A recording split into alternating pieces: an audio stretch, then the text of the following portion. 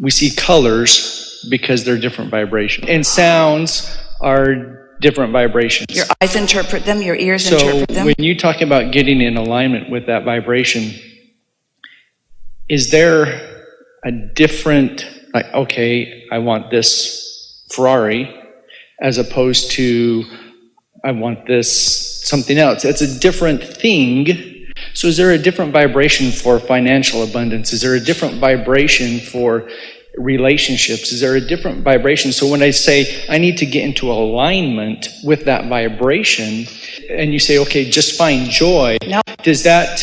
There isn't. Okay. There isn't. There's only one vibrational awareness that is important for you to understand. When you ask for it, your inner being said, we agree. And your inner being focuses upon you having that experience for all of the reasons that your inner being knows you want it. You like the comfort of the machine. You like the dexterity of it. You like the brilliance of it. You like the excellence of it. You like the responsiveness of it to you. You might like the way you feel when you are in it. Your inner being is not asking you to justify why you want it. Your inner being understands, because your inner being has been living with you. Your inner being knows what you're asking for. So the only vibrational awareness or variance that you are wanting to pay attention to is, are you out of vibrational sync with your own desire? And you see, this is why it is so important that you understand how this all fits together. Because the reason that you feel emotion in the way you do is because your inner being has focused upon who you really are and what you really want, and is holding that steady signal so that you can hone into it, know when you are coming into alignment with it, and know when you are not. If someone that you didn't know called you on the telephone and said, hello, you don't know me, I'm just calling to tell you I will never call you again, you would say, thanks for letting me know. And you would not feel any tugging. But if someone you really care about said that to you, you would feel emotional response to that, meaning that what you desire is real, and your relationship to what you desire is the only vibrational awareness that you need to be aware of. When you see colors, you're not saying, well, I think that I will utilize my mind in such a way, and left side and right side, in order to interpret this vibration, in order to distinguish the difference between these colors. And I want to be a very sophisticated color distinguisher. You don't do that. Your eyes are just interpreters of vibration. And your solar plexus are interpreters of vibration too. And so when your inner being knows something and you has an opinion about something and your opinion is different, that offness is apparent to you through your emotions. So let me repeat and see if I understood it. Yeah. So even though the things I'm desiring have a different vibration, from a purely physical thing, maybe they don't have as much different vibration as you are assigning to them. Because on the one hand, some people want to say red Ferrari bad, decadent, greedy, wasteful. In other words, these are physical human opinions about some things. But the fact that life has caused you to prefer it or to ask for it, your inner being is not making any judgment about the appropriateness or the inappropriateness of it, as long as it is matching the resonance of who you are as God source energy that came forth to begin with. And so more is a wonderful thing, and expansion is a wonderful thing, and experiencing life in new ways is a wonderful thing. Right, but so the physical vibration of that thing is different than a physical vibration of a relationship, right? Maybe. But I don't have to worry about that as long as I'm in alignment with my inner being. But not even as different as you're making them out to be. Of course, having a relationship with a person is different than having a relationship with a car. But your relationship with your own desire is really what we're talking about here. That's all that matters. That's all that matters. And this is the thing that you don't know, and we're not going to ask you to trust us. But your inner being will not lead you down a wrong path. Your inner being is pure, positive energy. And your inner being knows that when life has caused you to ask for something, that there is an essence at the basis of that is really valuable to you. And your inner being wants you to have that experience so that essence can be your knowing. That's what the evolution of all species is about, you see. It's only the human that puts the judgment on things, and humans put those comparative judgments on most things, mostly based upon their shortage consciousness thinking. Like they don't understand that this universe is large enough to yield to everyone everything that they want, and that the shortage that people are experiencing and enduring isn't because there is lack in the abundance in the universe's ability to deliver. It's that humans ask for things that they don't turn to things because they hold themselves in vibrational opposition to what they're asking for rather than into vibrational harmony with what they're asking for. And some of this conversation here has dissolved some of that resistance within you a little bit too. Can you feel it? Yes. The other day, we've told this story, but it's such a good one. There isn't anything that matters more to Esther than having an opportunity to visit with another and help them understand how life works or feel better about the life that they're in. And so that's what's in her vortex. Lots of other things too. Red Ferraris too. I thought you were Audi. She's done with that Audi. Just what you said before. Oh. You mean you might want something and then that desire might lead to something else? Of course it does, because no creation is ever complete. So your desires will continue to take different forms. Good conversation right there. Answers something that you asked earlier. So Esther woke up one morning and she'd been really listening to us about this early morning, not early morning, but first thing she does, meditation. So she'd been experiencing it for many, many days. And one morning, because we were wanting her and you to understand that since your receivers are always on, you want to know what you're receiving from. Are you receiving from CNN? Are you receiving from the spin-off of man's conscious thought? Are you receiving from your inner being who knows where you stand in relationship to everything you want and will guide you to it? And so Esther was in that kind of receiving mode. She had been meditating, and just coming out of meditation, she had this powerful thought. She was in California. I want to move all the furniture around in my house. I think I'd like everything to be in a different place. And the idea was such a good feeling idea.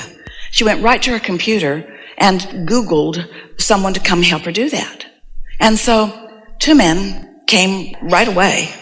And they moved that over there and that over there. And she has a house and a guest house. And she moved the furniture from place to place, that over there and that over there and that over there and that over there and that over there and that over there and that over there. So that was an impulse that came to her that was very, very powerful, that seemed frivolous, seemed unnecessary. But the day before that, she had experienced, coming out of meditation, the setup for that one. The day before, as she came out of meditation, she had this really powerful desire. You know, like that feeling that you really, really, really want to do something. You can't really explain it. You don't know why, but it just sounds like the best idea you've ever had, and nothing can keep you from doing it. It feels like that good of an idea. She wanted to learn her music system in her house. It had been in there for about 10 years, and she had never understood it. So she sat there in front of her television screen with her remote contraption in front of her. She just started pushing buttons, and suddenly it all made sense. She's got zones, several zones. There are speakers in gardens and courtyards and in all of the rooms around the house. And she discovered with just a few movements how this thing all worked. And now she's going through the menu of the music, and she's listening to this to see how that sounds and this to see how that sounds. And she stumbled on, came to, was inspired to rap. She's never listened to rap, not really. So she kicked her feet up and she sat back and she just listened, and she started feeling some resonance with it. She liked what she was hearing. She liked the feel of it, and she liked the way the words fit within the beat of it. And she got up and she found herself moving to it. She was really enjoying it, and she listened to it for quite a while. And then that was done. The emotion faded and she went on with her day. Now the next day, the impulse is to move furniture around. So now she's got 2 men standing on her porch, and now they're moving furniture around. They moved everything somewhere else, and then eventually moved most of it back to where it was, because it really was pretty good where it was. But during the process, she's falling in love with these two very young men, and they're enjoying her as well. And so one of them said to Esther, how does all of this come to you? Because Esther has a really beautiful place, and they are really liking it. And Esther is saying she has some other places that she is too, but the weather here is just the best. And then one of them said, but I'm leaving. And Esther said, why? And he said, I'm going back to Alabama. And Esther said, why? And he said, because I am a rapper. And Esther said, hold on a minute. So she goes into the other room and pushes some buttons, and now rap is playing loudly in all of the zones for all of the land to hear. And they are looking at her. Esther showed him her moves. He said, what do you do? And Esther said, I'm a teacher. And he said, what do you teach? And Esther said, rap. And then she said, no, I just teach living happily ever after. I teach you that you can have what you want right here where you want to be, that you don't have to go to some place you don't want to be, that what you want will come to you. They had this wonderful conversation, which led her to give him some books and some recordings and some things. So little did Esther know that her impulse to learn her system and her impulse to move her furniture around, that her inner being knows what she wants, and her inner being knows how to lead her to it. His inner being knew what he wanted, and his inner being knew how to lead him to it. When you are in receipt of that subtle guidance, your rendezvous with the things that you want will just continue to evolve. And anyway, what a fun way to develop a relationship, and what a fun way to have a real experience. In other words, Source always knows, you see. Source always knows. So when that impulse comes and you are in your chilled state and ready to receive it, and you allow yourself to hear the thought and to follow the impulse, and then you get to consciously witness the outcome. You see, nothing is better in all of your experience than for life to help you to identify that you want something, and for you to deliberately do what it takes to get yourself in vibrational alignment, or at least not in vibrational discord. So as you are doing the work, as you are doing the processes, as you are doing the meditation, and you are feeling the improvement in the way you feel, and then you get to witness the turning of the thoughts to things, as one thing leads to another, and one thing leads to another, and one thing leads to another. Jerry and Esther endlessly were describing to themselves, mostly to each other, and sometimes to others, but to each other, the chain of events that led to them coming together. It was the most delicious conversation that they ever had. Because after the fact, they understood that what was in their vortex and what each of them was desiring, all of their life was being answered by this unfolding of these circumstances and events that led to this relationship. You see what we're getting at? So we want you to know, but you've got to find it out for yourself. We want you to know that your inner being knows who you are and where you are in your physical body in relationship to who you are and everything that you have become. Because you have become so much more, all of you have become so much more than you are at any moment in time letting yourself be. And your satisfaction factor is completely about how much of who you really are you are letting in any moment in time. When you are hating someone or mad at someone or finding fault with someone, you are so out of sync with who you really are and what you really want that those hateful feelings, those dreadful feelings, those unpleasant feelings are your indicator that you have departed not just from what you desire and not just from the path to what you desire, but from who you have already become.